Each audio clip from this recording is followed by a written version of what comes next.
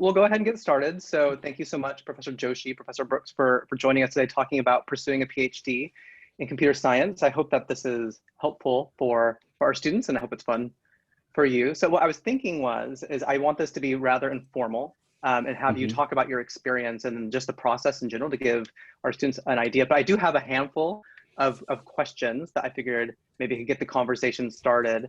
And then for students, if you would like, please feel free to put questions as they come up in the chat.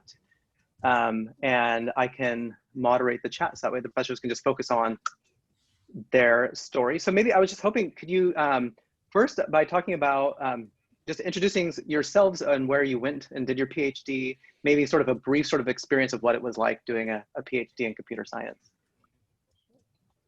Yeah, why don't you start, Chris? Okay, I'll start. You go ahead. Yeah, so my name is Chris Brooks. I've been here at USF since 2002. Briefly, my story. So I grew up in Wisconsin. If you guys have seen Stranger Things, like everything up to the part with the demon and the psychic kid is kind of my childhood. The part about playing D&D in the basement and all that. I did my undergraduate at University of Wisconsin.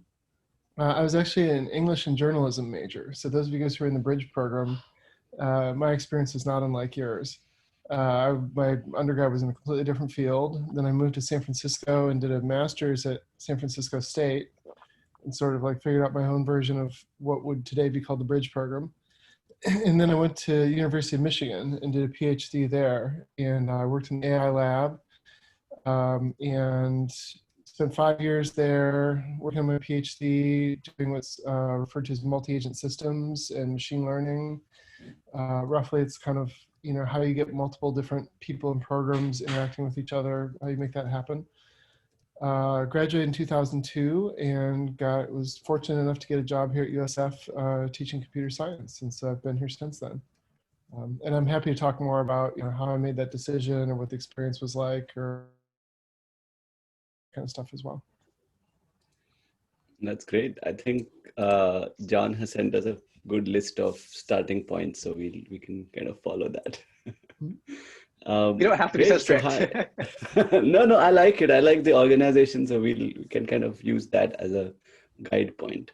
So hi everyone, my name is Alar Joshi and I am an associate professor here of computer science. I actually got interested in computer science because I was interested in computer graphics and animation. And I was like, this is so cool. I watched Toy Story for the first time and I was like, this is amazing. I want to have a career in computer graphics. And I guess that's why I have a Pixar background at the University of Pune at a college called the Pune Institute of Computer Technology. And after that, I pursued my master's at the University of Minnesota. And again, there I was like, I want to take as many graphics courses as I can because I loved it. And I was like, this is amazing. And at the end of it, I would see beautiful pictures on the screen. I mean, what could be better than that? But I felt after my master's, I was like, you know, this feels awesome, but I really want to dig in a little more because it wasn't satisfying enough for me. And so I actually decided to pursue a PhD. I applied to a bunch of schools. I got into a few schools and I decided to go to the University of Maryland at Baltimore County because I wanted to work with a specific professor there.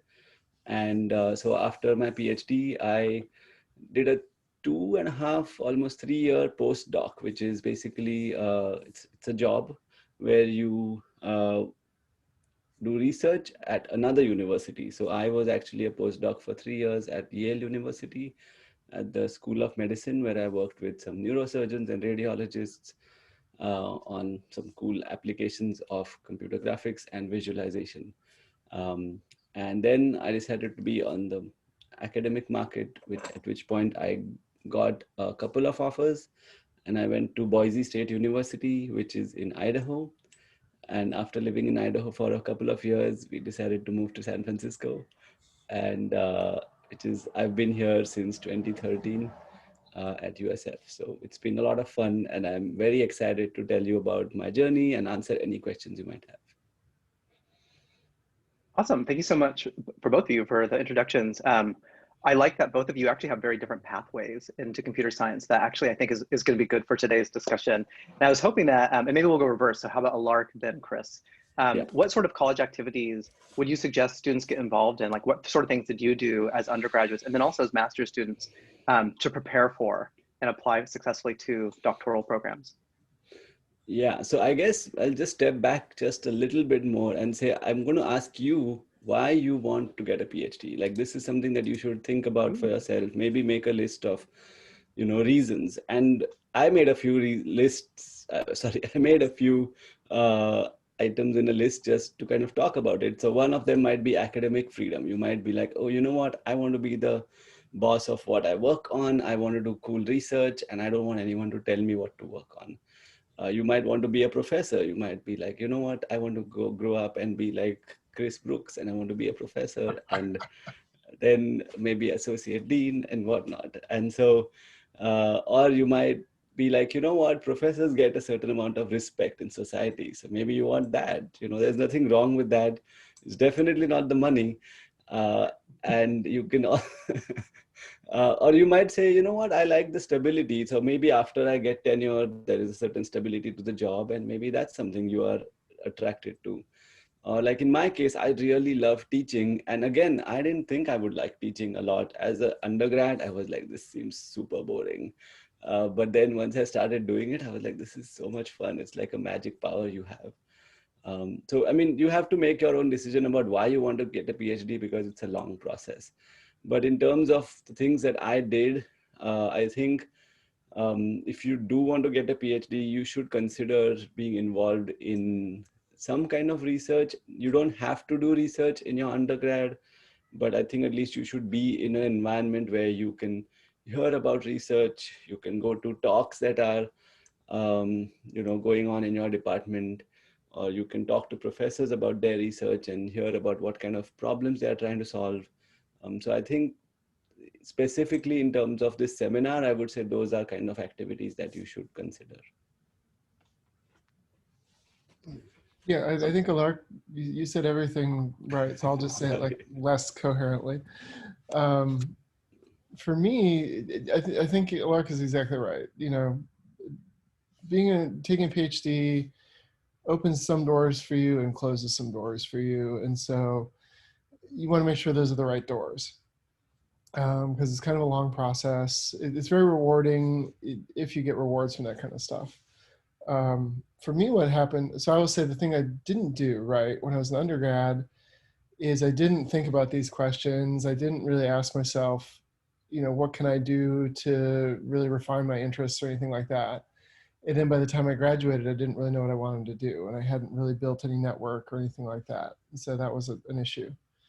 But then when I was a master's student, I started TAing for a class and I enjoyed that. And then I was fortunate enough to get a job interning at Lawrence Berkeley Lab. And that was where I got a taste of doing research. And I really enjoyed it. And I felt like I enjoyed that atmosphere. Like Alark said, I liked the independence to be able to sort of set my own schedule and work on the things I wanted to work on. But it's worth knowing that research is really different from like doing a class project or just building something. I think at the beginning I thought it was going to be all about, oh, you just build this cool thing, right? And I like building cool things. But it's more about answering a scientific question. And you might build software in order to help you answer that question, but everything is sort of in service of a hypothesis. And so you have to be interested in that kind of thinking and that kind of exploration. If you just want to do software engineering, probably industry is a better choice. For me, I liked that idea of like, let's just see if I can figure out this thing that nobody's known how to do. And I enjoyed teaching, I enjoyed the academic world. And so it made a lot of sense for me. And yeah, Lark is right, don't do it for the money. I went to my PhD program in 1997, right when the first .com bubble was taking off, and Netscape and Silicon Graphics and all these companies were going IPO, and all my friends were getting rich. I was making $12 an hour as a TA. So, but there's other rewards in life besides money, right? Money is great because we all like to pay the rent and stuff, but for me, there was other things that meant just as much. And so I think that's where for you, you need to sort out your own personal values and what it is that you care about in life. I haven't heard about Netscape in a very long time. Thank you for bringing up fun, Have I fun mentioned that I'm memories. old? I'm not sure any of our students or most of our students would know what Netscape is, but folks I Google it. interned at Netscape. Can you believe it? I interned at Netscape in Sorry, 2000. sorry, Lark.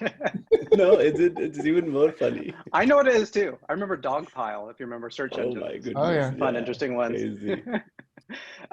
Awesome. And actually, so the next question I had was talking about sort of how you went about selecting your programs. And Lark, you kind of touched a little bit upon this in terms of faculty that you were interested in working with. But in terms of identifying programs that you wanted to apply to, what was the process that each of you took? How about we'll go with Chris, since I had Lark Yeah, go I'll first go last time. first. So there's kind of two pieces. So one is for me, I had a two-body problem. My wife was also going to grad school at the same time, and so we needed to find a program, a city where there was at least places we could both go to. But I think the really salient advice is it's tempting to just apply to the top schools. You know, so Carnegie Mellon, Stanford, Berkeley, Harvard, whatever. You know, I'm only going to apply there. I think that's kind of those are great schools, and if you get in there, you know, great. But really, it's about finding somebody where there's people that are doing the kind of things you want to do, right? Because PhD research is very specific, and you'll be working in some, you know, fairly niche area of computer science. And if there's not multiple faculty there who are doing the kind of things that you're interested in, even if it's the best school in the world, it's not going to be a good fit for you. So for me, that was really important. I knew I wanted to do something around agents and machine learning. And so I spent a lot of time looking at schools that did that. And did a lot of research about, you know, who were faculty that were, you know, maybe younger, because if somebody's 72, you know, they might be winding down the research program or maybe not taking new students, things like that. Something I didn't do that I would recommend is going to conferences and talking to current PhD students, find out if they're happy where they are and if they like it and what they're doing. But a lot of it is about fit with the lab that you're going to be in, you know, as opposed to like the larger institutional structure. You know, I was at Michigan, but I didn't really do much with the larger Michigan environment except for being I worked at the radio station. But being in a lab that was really supportive and was a great environment was super important to me. And so I think I made a good choice in that sense. Yeah, I'll stop with that. Go ahead, Alark. Thank you. Yeah, so I mean, I think one of the things that you should think about is, again, going back to why you want to get a PhD.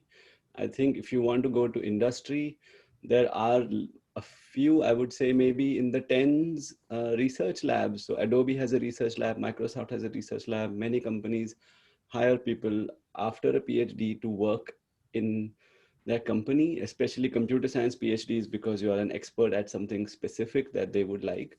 And so there it matters a little less in terms of where you get your PhD. But if you want to be a professor, I think it's a mix of the reputation of a university as well as the mentors that you're going to be working with. And so I think bad universities are going to kind of drag you down a little bit, even if you are with a good mentor, if you are going to go into the academic route. And similarly with great universities and a bad mentor, it's just, you're going to have a stamp on your resume, but that's not going to help you do cool stuff, basically. And it's a long process. You're going to be doing your PhD for anywhere at least between 4 to 8 years, depending on your research lab, your the progress that you're making on your PhD, as well as, you know, how fast you get results. Sometimes you just might get stuck. And as Chris pointed out, it's something that no one in the world has done before you. So there is that excitement about, like, I'm going to be the first one to publish this in the world and kind of introduce my community to this awesome solution that I've come up with. But that also means that maybe it might take a lot longer than just, you know, writing a sorting algorithm that your professor gave you in 110. You know, so it takes a lot longer. It can be frustrating, and you want to be surrounded by people who are supportive and understanding, but also inspire you to work hard. So I think it's important to. And one thing I want to point out, sorry, was that if you are in the US, many universities will actually host potential prospective graduate students on campus for a tour. So they will say like, hey, University of Washington is hosting like 50 students on campus, and they will pay you to go to Seattle and actually talk to professors, talk to PhD students, and kind of get a feel for what it's like to actually go there.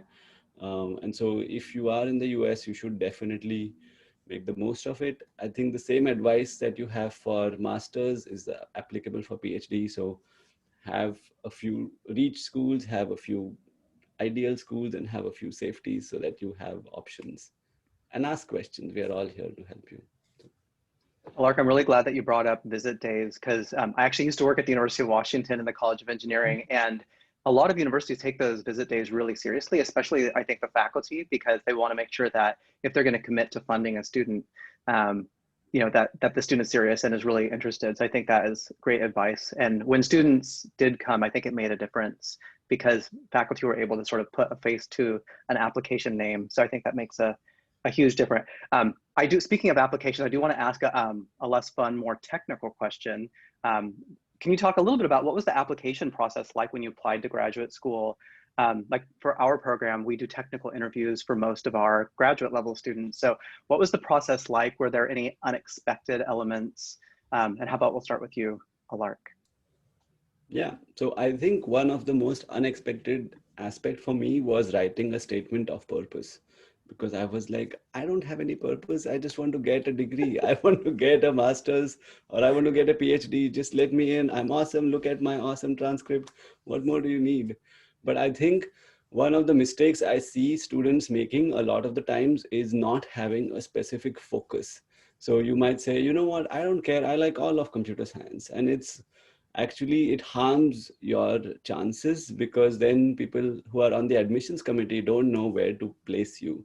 Whereas if you say, like Chris Brooks does research in AI, and if you say, you know what, I like AI and I like multi-agent systems, and I've looked at a couple of Chris Brooks's papers and I want to really work with him, then let's say if we were on the admissions committee, John would be like, hey Chris, do you want to take a look at this application? This student wants to work with you. So that process gets kind of, I guess, fast tracked, and Chris can be like, yes, this student is amazing, I want to work with this student.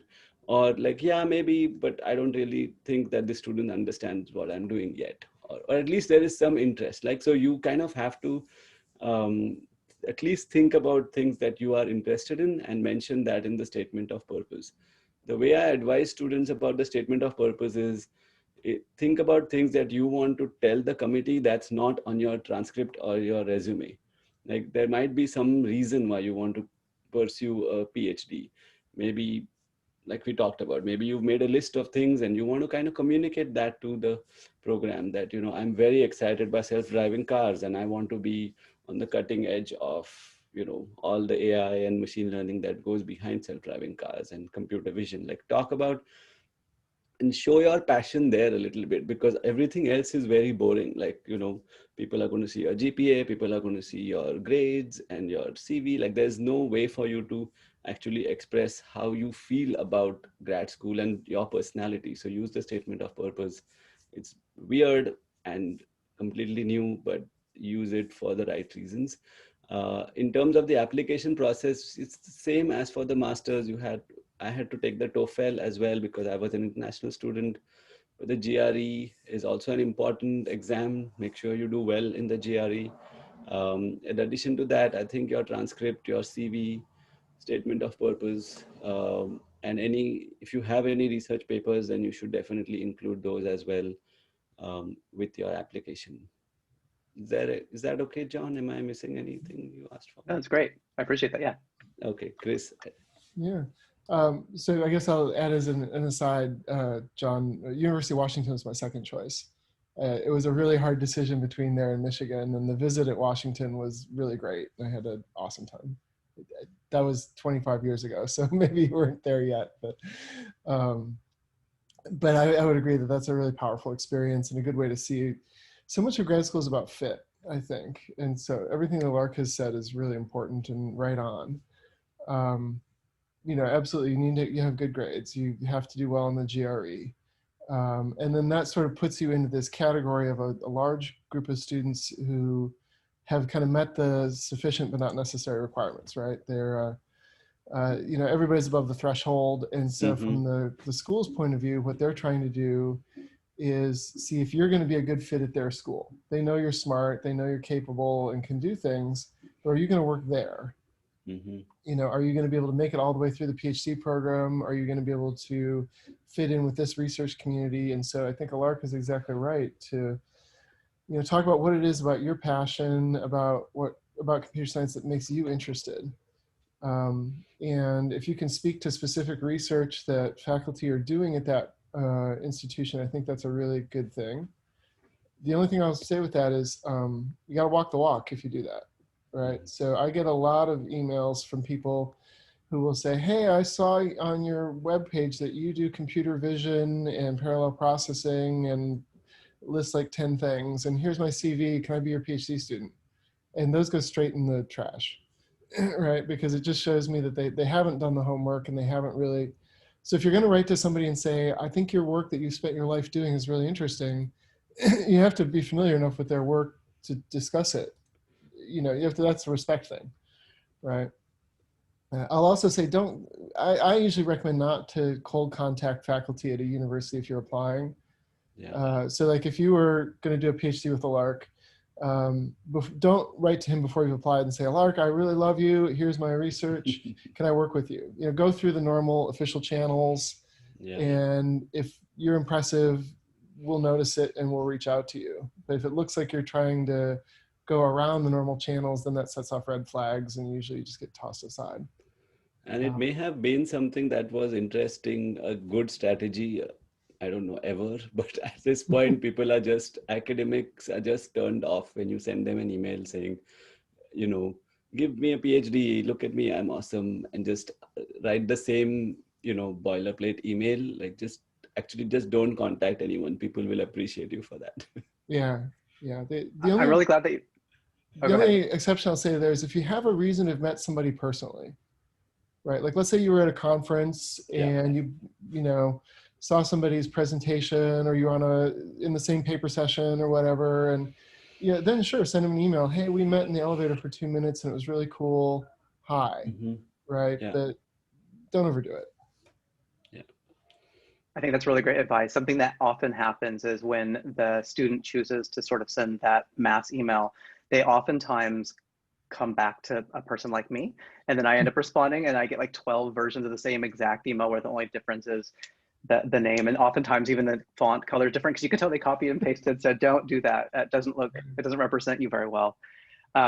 Since you both did master's degrees prior to your PhDs, maybe could you just briefly talk a little bit about what was the difference between sort of the application process and what you saw as the expectations between a master's application because we have primarily master's students right now and a couple undergraduates that may choose to apply to master's versus what the application looked like for the PhD. Like what were the main differences that you noticed? Yeah, so when I did my master's at State, it was sort of this weird evolutionary process. I originally started just taking a couple of computer science courses because I thought I wanted to get some more technical training. And then it turned out I liked the university life much better than I liked working, and I was really enjoying it. So for me, it was pretty easy. You know, I think I just applied to be like a second bachelor student and then later on transferred into the master's program. So there wasn't much of a barrier at all, but I think I'm a little atypical in that sense. So I think the difference between applying for a master's and a PhD is that depending on the university you're applying to, and this is something that we are going to talk about anyway, but I would say that for a master's at many universities, there is no funding involved, which means you have to pay your way all the way through. And so you have to prove that you are financially capable of doing that. Whereas in a PhD program, they are going to pay you to study. And in return, you also have to either be a research assistant or a teaching assistant, and you get a small stipend for that. It's enough for you to be able to pay the rent and live in the city where the university is, but you're not going to be throwing lavish parties. So I think there's a little difference. So if you think about it, there is a much bigger commitment for the university and the professor to make sure that they don't make a mistake with you. And so you need to go a little, like you need to convince them that you are worth that risk, and that, as Chris pointed out, you will survive there, right? One of the things that you may not realize is that you're like, oh, I wish they had admitted me, I am awesome. And it's like, maybe you wouldn't survive there, right? Like maybe you would just fail out of all your courses because the coursework is too high, or maybe the research requirements are higher. And so it's not that they are just, rejecting our application. It's just about fit. And that's extremely important. Like I was talking to a professor the other day, and he was like, oh, in high school, I thought I was awesome. And I was the best computer programmer in my class. And then I went to college and I was like, oh my God, these people are all better than me. And then I slowly clawed my way, and I felt like I was the best student in my undergrad. And then I went to grad school and I was like, oh my goodness, these people are so much better than me. And so that's kind of like, you are going to be in this, you're going to go to the next level where everyone is just going to be so much better than you, that you really, the university is doing a like a matchmaking almost, where they are trying to see if it's a good fit for you or not. And you need to convince them. One last thing I want to point out is that for your PhD, you are basically going to do research, right? And universities want to see if you can do research. So if you're in your master's, or if in your bachelor's, you have conducted some research, then you should highlight that in your statement of purpose, in your CV, because basically, that's the cycle in your master's or your PhD. You are going to come up with a new problem. You're going to come up with some solutions. You're going to try a few things out. Something is going to work. You're going to write it up. You're going to go present it at a conference. And then maybe you have some more ideas. And then you come back to the beginning where you are like, okay, now I have a slightly new take on this problem, and then rinse and repeat. And so having done that even once as a bachelor student or a master student, where you're like, okay, I'm working with Chris Brooks, he's given me a research problem, and by the end of my master's, we have submitted a conference paper, right? And saying that you've gone through the whole cycle once, and you have worked all the way to actually submitting a paper, can go a long way to convincing a university that you are worth the risk and that you can actually do this. Can I just underline that? Because I think that's so important and right on. And even doing a PhD, it's the same story. This didn't occur to me until about 4 years into my PhD, that what people want to see is not so much that the research you've done is, earth-shattering and that you've completely changed the world of computer science or anything. They want to see that you can take a project, conceptualize it, understand it, and get it all the way to the end and complete it all the way, right? Which is hard. It's tough to do. And a PhD is the same thing, right? It's formulate your own idea, lay it out clearly, identify how you're going to do it, and get it all the way done. Mm-hmm. And that's tough to do. And it doesn't have to be, Einstein's theory of relativity. It has to be, an idea that you've mm-hmm. gotten through there. So don't feel like, oh, my thing was not so important, or, I didn't change the world with this. It's not great. It's that you finished it that they care about. And it's hard because it's exciting work. Sorry, just one last thing. It's exciting work, but it takes a lot of determination to actually see it through. A lot of the times you see students have amazing ideas. They actually do the work, but then there's a few months of evaluation, and there's a few months of benchmarking, and then there's writing the paper, and then there's reading other papers. And like that can be difficult, but it's a lot of fun if you enjoy it, and it requires, a discipline and dedication, which I think sometimes is the challenging part. Sorry, John, go ahead. Oh, no, I think that's great. So I'm going to go to the first, so technically the second question. The first question was already answered, but the first unanswered question in the chat says, you guys mentioned in the beginning some doors open and some doors closed. Can you give examples of what type of jobs you were overqualified for and which opportunities really helped you in your career? That's from Rebecca. Yeah, well, so doing a PhD, as Alark said, it sort of puts you on the track for either a professor job or some sort of teaching position, or for a job at a research lab where you're doing independent research and you're generating papers and things like that. I think if I was to, for example, go and apply for an entry-level software developer position today, they would look at that and say, well, why would you want that job? You have a PhD. You're just going to be leaving as soon as something better opens up. You know, maybe I could make a convincing case that I should stay and et cetera, but it would be weird, I think, to go into like a, you know, Google engineer job with a PhD, an entry level position. So in that sense, I think certain avenues get shut down to you. And you don't get the same level of like technical skill that you would get. You know, if I'd gone and spent 5 years in industry rather than 5 years doing a PhD, I would be a much stronger programmer for sure. And you know, I would have a lot of technical skill that I would have gotten other things as a PhD. So in that sense, you know, you don't get the training that you might get. The opportunities that helped me, you know, would be the chances to do research, to travel, to go to conferences, and to meet people and kind of broaden my horizons, go to summer schools, things like that. I don't feel like I'm answering that question very well though, so maybe I'll just pass the baton to you, Mark. No. So I think the one thing that I've told a lot of students is like going to a bachelor's is like eating at a buffet, where you are basically going to get a taste of everything, but you really can't dig in because you're basically trained to be a generalist. You should be able to work on a variety of problems at an entry level. Whereas going to a master's or grad school is like going to your mom's house where she'll make one dish that you like and you have to eat a lot of it. So in the same way, you're going to dig deep in a master's or a PhD. PhD is a lot deeper.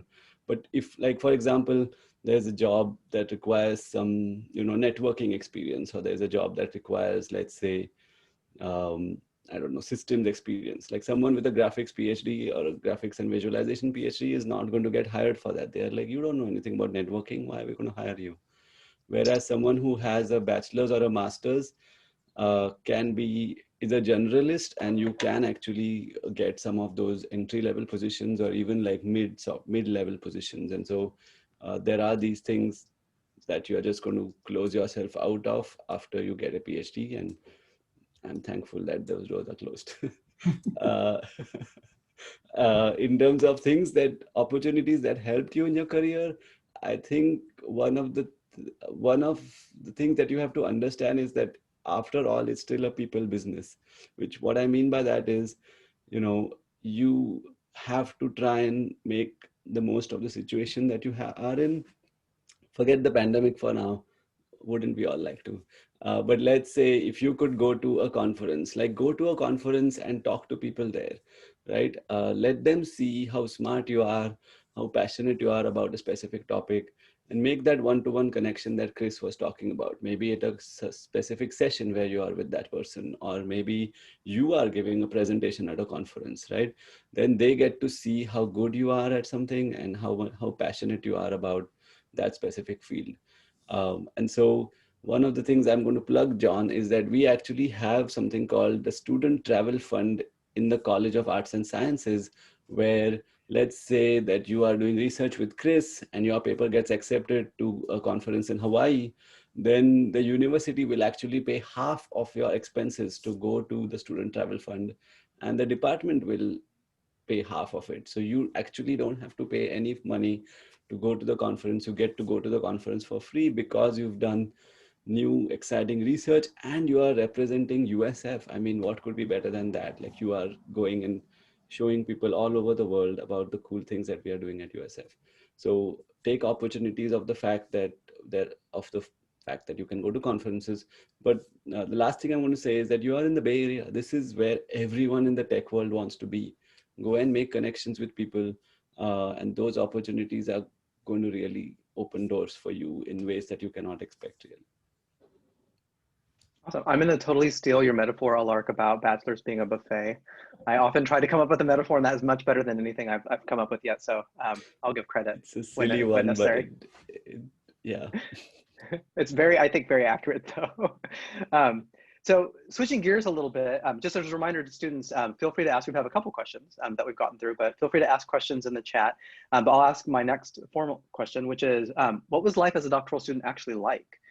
So your funded position, what was the workload like? There's oftentimes like milestones in graduate or doctoral programs that are very different than in undergraduate. So what was that like for each of you? Yeah, so I'm just going to answer Marissa's question quick here. Any age is fine. I certainly knew plenty of people in PhD programs who'd taken some time off to work, and I think that's actually a good idea, because you kind of have seen both sides of life. I definitely saw some people who went straight in after their undergrad and then burned out partway through because they'd just been in school too long. Maybe let me quickly talk about what the arc of a PhD career looks like. This is my experience, at least at Michigan. I spent about the first 2 or 3 semesters taking classes. And that's really just this sort of preparatory stuff where, I took a breadth of different computer science classes. And that looks a lot like a master's program, except, even scarier. And then after that, you take a set of qualifying exams. And that's really kind of your first make or break moment where if you don't pass them, you leave. And luckily I passed it. I spent, a couple months studying for that. And about that time, I think, was when I was trying to find an advisor and starting to think about what my thesis would be as well. So you've got this first phase, it's about coursework. And then you have a much longer phase where you're doing your own independent research. And Alark talked about this before, that it's both the exciting and the terrifying time of being a grad student. Because you have to, hopefully your advisor and you are working together to form a proposal and come up with a good idea and test it and see if it's going to work. And then you write a large proposal that kind of lays out what your plan of research is, how you're going to evaluate it, what you're planning to do. Everybody's always way too ambitious. So then your thesis committee tells you to dial it back because you've laid out 40 years of research probably. You're trying to find people at the university who will be on your committee and who can advise you and give you feedback. And then you probably spend at least a year, maybe 2 years doing the actual work. And, depending on how things go, maybe you're writing while you're doing the work, maybe you do the writing at the end. What's challenging about this, and Alark talked about this before as well, is you don't have a lot of immediate milestones. You might go months of working on something before you get a result. And that can be hard, especially if you're somebody who needs a lot of feedback and you need a lot of guidance or a lot of, a lot of like immediate reward, which is fine, but that doesn't go well with a PhD necessarily. So you have to be able to just kind of put your nose to the grindstone and go in every day and work on it. And even if you feel like you're not making progress that day, stick with it. And then probably your last year is when you're writing, you're hopefully defending your thesis, thinking about what the next steps are, whether you're going to do a postdoc or go on the job market or whatever. In those last 3 years, that's when the university likes you, of course, because that's when you're being productive and you're generating research papers and writing grants or being parts of grants and things like that. So their whole game is find students who can get to that point of their career.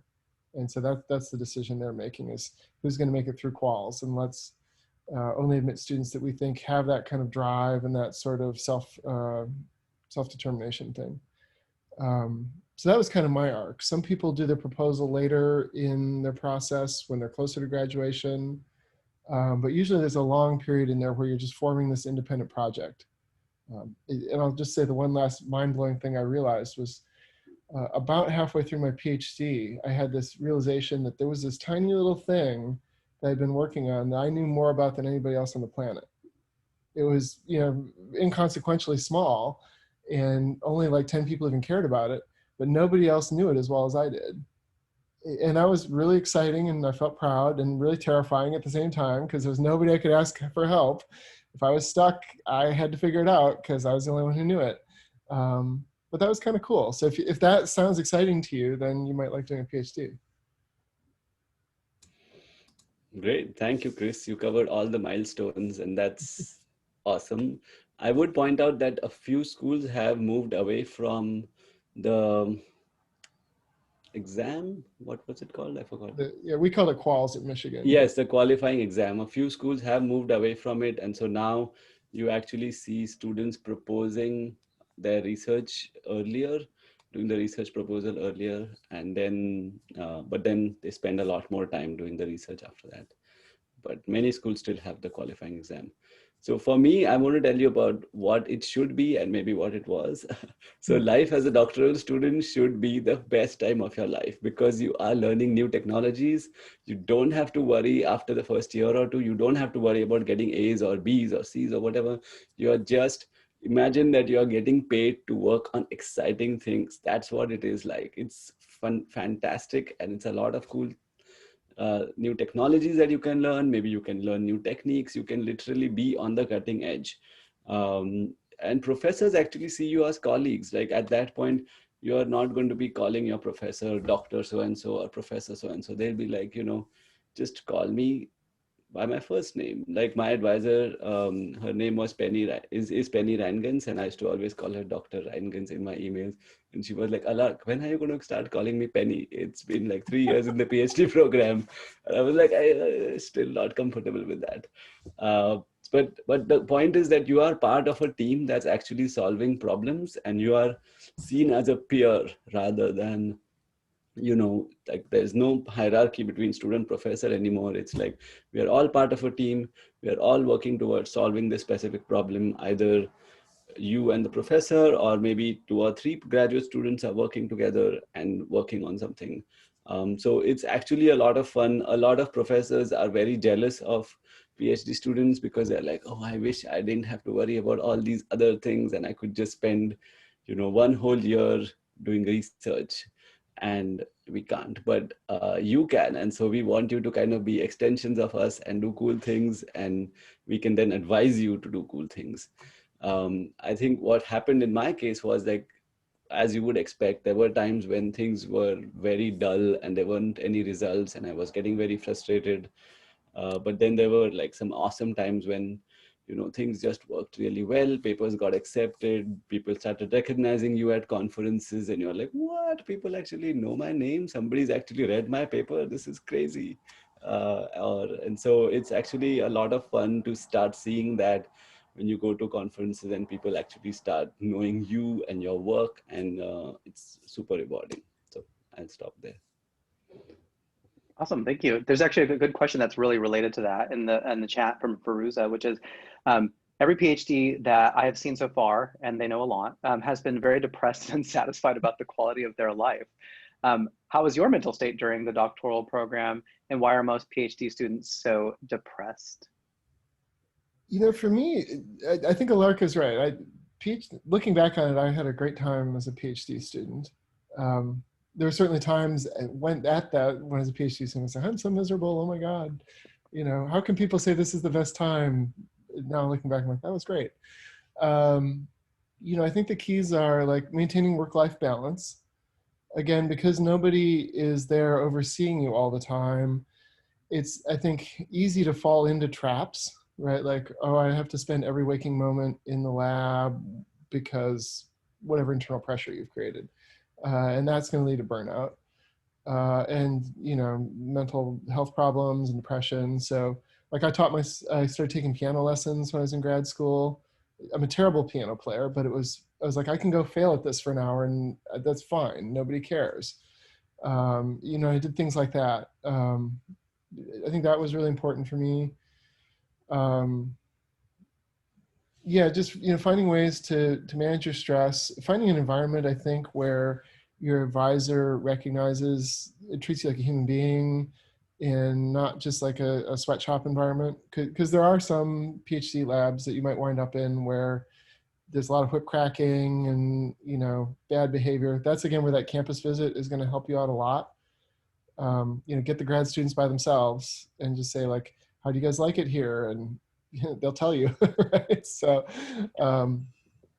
but yeah, find a place where you have a supportive relationship with your mentor, and it can be amazing. It can be really awesome. I saw there's another question about your partner. There's going to be trade-offs around work-life stuff too, right? If you're going to be a PhD student for 5 years, you're not going to be saving to buy a house. You might want to think about, if you're thinking about you're married, want to have kids, things like that, maybe you need to line those things up accordingly. I knew people who had kids in grad school. I waited till I was a professor, which was just a different level of stress and compromise in my life. But yeah, like everything else, there's going to be balances. And so you're going to just want to make sure that you're doing the things that you enjoy and can set aside the things you don't care about so much. I mean, uh, I actually think this is where social media is the worst, because if I am in the same class with someone and then that person decides not to pursue a PhD, and I am like, oh, I just got rejected for another paper, and then I go on social media and I see my friend who has got, a new house and a new car, and he just got married, he had a kid, and you're like, wow, I am still in school making 15 bucks an hour, right? But like, you are not realizing the fact that you are actually getting to do cool work and you're getting paid for it. You're getting paid to do cutting edge research that no one in the world is working on. And I feel like the benefits are slightly more delayed. There's less instant gratification in a PhD, but there is more of a delayed gratification. Like at the end of it, then you can be a professor, you can be in charge of your own time, you can show up to work whenever you want, or maybe one day you can be like, you know what, I don't have to teach today, so I may not just go into work, I can still work from home, right? Especially in computer science. But so this is kind of the freedom that you get. I think the reason why people are depressed and unsatisfied is because they don't know what they're getting into. And I think you should completely know what you're getting into. um, Talk to us, email us, we can give you even more details. I think, as Chris pointed out, it's a journey and you should enjoy the journey rather than being like, oh, I submitted 3 papers this year and all 3 papers got rejected. Yes, it can be frustrating. I still get extremely annoyed when I get a paper rejection. I'm like, I'm not checking email for the rest of the day. So it happens to all of us. But you need other things in life. I had a colleague during my PhD who was like, I treat my PhD like a job. I show up here at 9, I take a half an hour lunch break, I leave at 5 o'clock, no matter what. And then in the evenings, I go and I have a social life. I hang out with friends, I play tennis, I go to the gym, do whatever else you want, right? That kind of keeps your sanity a little bit, because PhD also becomes very lonely. After some time, you are like, you are the only one working on this problem. You and your advisor are the only 2 people maybe in the world who know about this problem. And you're like, oh, I'm going to just keep working in the lab till 2 a.m. every night. And after a week or a month or a year, you're like, what am I doing with my life? It's not going anywhere. All my papers are getting rejected. And that's when all of these depression and frustration sets in. Instead, it's better to have like a set schedule where you are in charge of balancing your work and life. Totally I agree. think that's a really great point. When I was a PhD advisor, a theme that I saw amongst a lot of students was lack of self-care. And I think that oftentimes leads to burnout. And I think sometimes, especially in technical programs, we don't think of self-care as being an important thing, but it is. But sorry, Chris, I cut you off. I was just going to say that's a value of having spent maybe a year or two working before you go back to your PhD, is you've sort of learned, you've had a job impose some schedule on you. And I agree with Alart completely. Treat it like a job. Go in at 9, leave at 5, go have your life then. Don't let it consume your entire waking hours. Well, it's 9:50, so I want to be mindful of the time. I was going to ask one more question, and I know some students have class at 9:55, but can you tell us what are some of the various career pathways that, obviously you both are professors, but you have probably colleagues who went off into other areas with their doctoral degrees. What are some of the things that people can do that maybe most students don't think of with a doctoral degree in computer science? Great question. Because yeah, most of my friends are not professors. Most of the people I went to grad school with, some of them work at research labs at JPL or Berkeley Lab or Livermore or Microsoft Research. Some of them went off into industry and started companies and did things like that. A few left computer science altogether and are doing other things now, which, God bless them, that's good. I think it opens you up for a lot of things, right? Especially because the tech world is so strong. Yeah, mostly you're just not going to jump into like an entry-level programming job, but hopefully that's not a surprise. Yeah, I would say the same. I think all of my colleagues are in a variety of different places. Many of them are professors, but few of them are in research labs. And, I think if you have a PhD in CS, you should not have a problem finding a job, because there are many, many academic jobs and many industry jobs as well. And I also tell students who are, doing their PhD, I'll tell them that, you know what, you should be thinking about what you're going to do after, like in your first year of your PhD. Think about it. Think about what you want to do. Make connections accordingly. When you go to conferences, talk to people who work at these companies. Let's say you want to work at Microsoft Research. Make connections with those people before you get on the job market. And so I guess short answer is whatever Chris said. Well, this is fantastic. Thank you so much, Lark and Chris, for taking out your morning and spending time with us and the students. So this will be posted to YouTube. I see a couple questions in the chat that we talked about at the very beginning. So for those of you who joined us a little bit late, hopefully you can watch at least the first 10 minutes of the session. But Lark and Chris, I really appreciate it. Thank you so much for joining us. And thank you so much, students, for joining us for this week's CS Research Seminar. Have a good morning. If you have questions later on, you're welcome to email me or put a question in the Slack channel, and we're happy to follow up. Awesome. Yeah, same. It was a lot of fun, and thanks for having us. Yeah, have a great morning. Bye.